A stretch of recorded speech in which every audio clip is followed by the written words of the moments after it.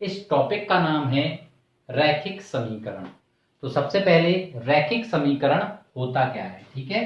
तो रैखिक समीकरण क्या होता है? कोई भी समीकरण जो ax plus by plus C equals to 0 के रूप का होता है उसको हम लोग रैखिक समीकरण कह देते हैं। अब रैखिक समीकरण में ये जो a होता है, a b, ये क्या कहलाते हैं? इसके x का गुणांक कहलाता है ये b जो है वो y का गुणांक कहलाता है, और जो c होता है वह अचर पद होता है। और किसी भी रैखिक समीकरण में जो a और b होते हैं वो एक साथ 0 नहीं हो सकते, ठीक है। तो a बा b एक साथ 0 नहीं हो सकते, ठीक है। तो सबसे पहले हमें यही चीज याद रखनी है कि यदि हमारे पास कोई भी एक रैखिक समीकरण दे रखा है ax प्लस by प्लस सी बराबर 0 के रूप का, तो उसमें a और b जो होंगे वह एक साथ शून्य नहीं हो सकते हैं।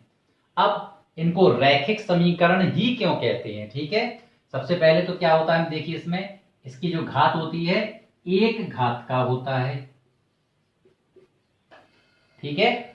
और दूसरा, जब हम इसका ग्राफ बनाते हैं तो ये हमेशा एक क्या करता है, रेखा या लाइन को प्रदर्शित करता है, इसलिए इसको हम लोग रैखिक समीकरण कहते हैं। इस प्रकार के ग्राफ आपको देखने को मिले होंगे, ठीक है।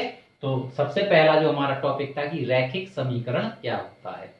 अब इस पे जो ग्राफ है वो बनाना मैं आपको सिखा रहा हूं कि इसका जो ग्राफ होता है वो उसको हम किस प्रकार से बना सकते हैं। देखिए यहाँ पर कि आप इसका ग्राफ किस प्रकार से बना सकते हैं। मान लीजिए आपको एक रैखिक समीकरण दे रखा है x धन y बराबर 4, और आपसे कहा गया कि इस रैखिक समीकरण का ग्राफ बनाकर बताइए, ठीक है। तो आप सभी लोगों को पता ही है, ग्राफ बनाने के लिए हम लोग क्या करते हैं, सबसे पहले एक सारणी बनाते हैं, और उस सारणी में हम लोग क्या करते हैं, x और y के मान रखते हैं, ठीक है।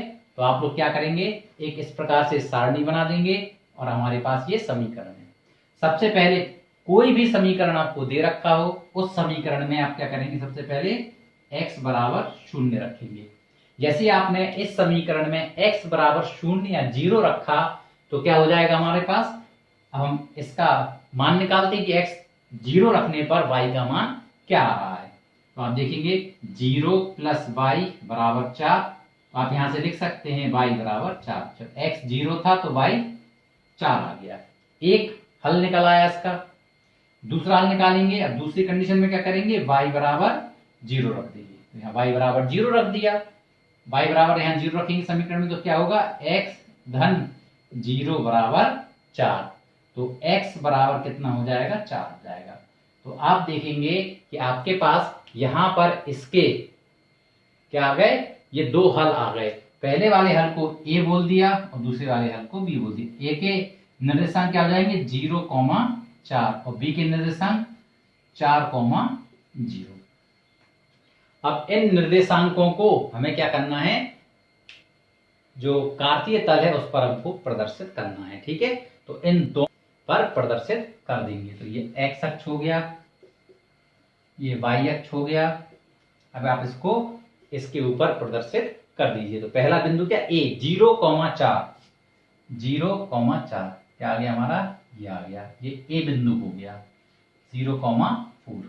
दूसरा वाला बिंदु क्या है, 4,0 है, तो 4,0 यहां पर होगा हमारा। तो ये b बिंदु हो गया 4,0।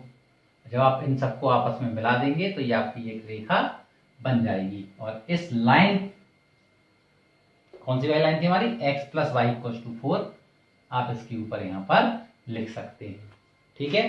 तो अभी आपको क्या समझ में आया बेटा, कि कोई भी रैखिक समीकरण होता है वह ax plus by plus c बराबर 0 के रूप का होता है, जिसमें a x का गुणांक है, b y का गुणांक है, c अचर पद है।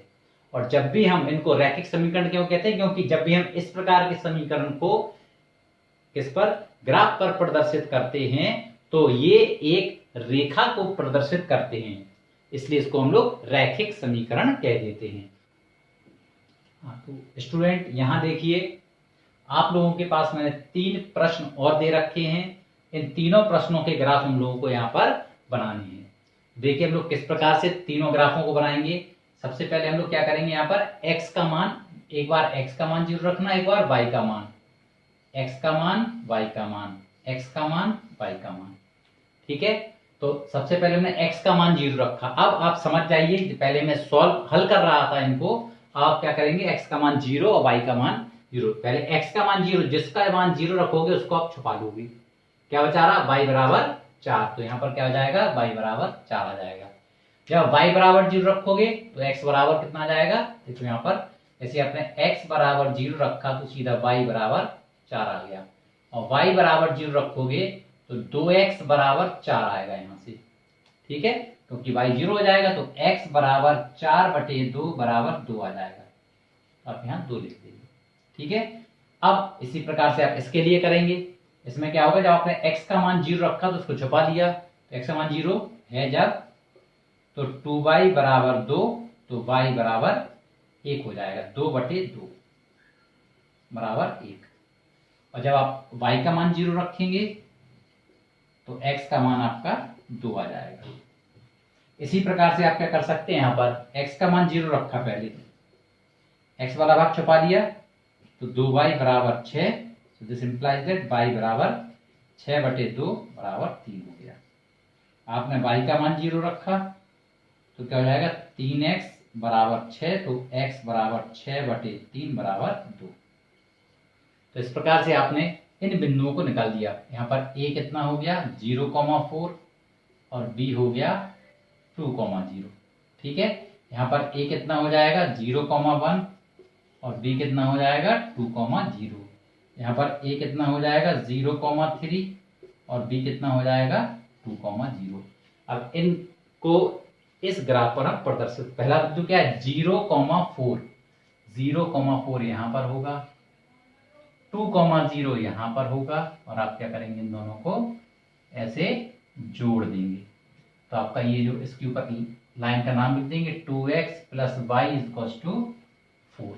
ठीक है, इसी प्रकार इसको जब आप प्रदर्शित करेंगे तो क्या होगा, 0,1, 0,1 पहला बिंदु हो गया, 2,0 दूसरा बिंदु हो गया, और इन दोनों को आप ऐसे ज्वाइन कर देंगे तो आपका क्या हो जाएगा, ये लाइन बन जाएगी। इसको हम x + 2y बराबर 2 लिख देंगे।